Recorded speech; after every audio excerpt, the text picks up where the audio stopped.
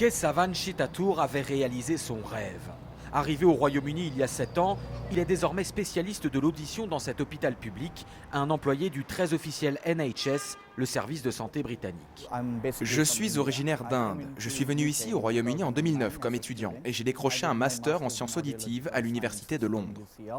Mais depuis quelques semaines, en rentrant chez lui tous les jours par la rue Cameron, il se dit que le gouvernement du même nom lui a planté un couteau dans le dos. Tous les immigrants non européens comme lui ont un visa de travail qui expire au bout de 5 ans avant d'être renouvelé.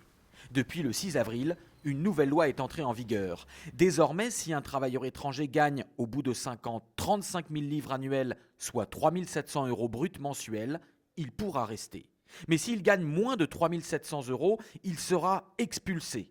Un salaire requis très élevé, bien au-delà des 2 800 € bruts de salaire moyen britannique et des 2 400 € de salaire mensuel français.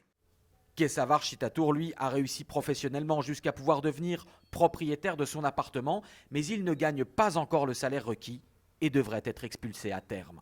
C'est injuste. Je paie mes impôts ici comme un citoyen britannique. Et à l'époque, si on m'a donné ce travail, c'est parce qu'il n'y avait pas assez de Britanniques ou de ressortissants européens pour le faire. Ma contribution au Royaume-Uni ne se limite pas seulement à l'argent que je reçois et dépense, mais aussi au rôle social que j'apporte.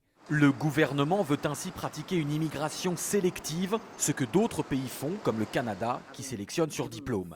Mais pour les économistes, cette mesure sur critères de salaire n'a pas de sens, hormis pour des raisons purement politiques. Les politiques britanniques se sont inquiétés de la montée de l'UKIP, un parti populiste très anti-immigration et anti-Europe. Résultat, tous les partis, y compris les conservateurs au pouvoir, essayent de réduire l'immigration, en tout cas celle qu'ils peuvent contrôler, c'est-à-dire celle en dehors de l'Europe.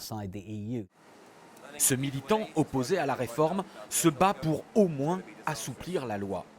Nous essayons de faire pression sur le ministère de l'Intérieur pour qu'il n'y ait non pas un, mais différents seuils de salaire, en fonction des métiers et des régions dans le pays, pour que cette mesure n'ait pas trop d'impact sur le fonctionnement de notre société. Même si des professions stratégiques comme les infirmiers sont exclues de la réforme, les syndicats britanniques pronostiquent un véritable chaos social.